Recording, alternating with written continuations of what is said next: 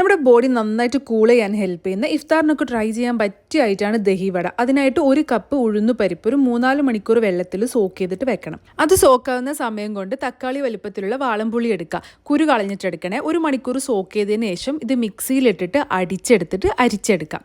അതിനുശേഷം കുറച്ച് ഓയിലിൽ ചെറിയ ജീരകവും വലിയ ജീരകവും കുറച്ച് കായപ്പൊടിയും ഇട്ടിട്ട് ഒന്ന് പൊട്ടിച്ചതിന് ശേഷം ഈ ഒരു പുളിവെള്ളം ഒഴിച്ചു കൊടുക്കുക. പിന്നെ ഒരു അച്ച് ശർക്കര ഇട്ട് കൊടുക്കുക.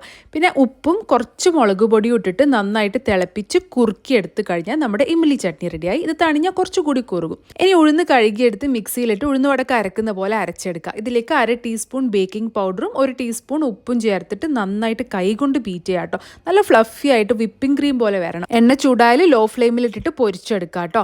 ഈ ഒരു കളറാകുമ്പോൾ തന്നെ വാങ്ങി വെക്കുക. ഇനി ഒരു ബൗൾ ഐസ് വെള്ളത്തിൽ കുറച്ച് ഉപ്പിട്ട് മിക്സ് ചെയ്തതിന് ശേഷം ഈ പൊരിച്ച വടകളൊക്കെ ഇതിൽ 1 മണിക്കൂർ സോക്ക് ചെയ്യാൻ വെക്കാം. ഈ ഒരു 1/2 ലിറ്റർ യോഗട്ട് എടുത്തിട്ടുണ്ട്. അതിലേക്ക് ഒരു 1/4 കപ്പ് പഞ്ചസാരയും ചേർത്ത് ബീറ്റ് ചെയ്തതിന് ശേഷം ഫ്രിഡ്ജിൽ വെക്കാം. കുറച്ച് ഉപ്പ് കൂടി ചേർക്കണേ.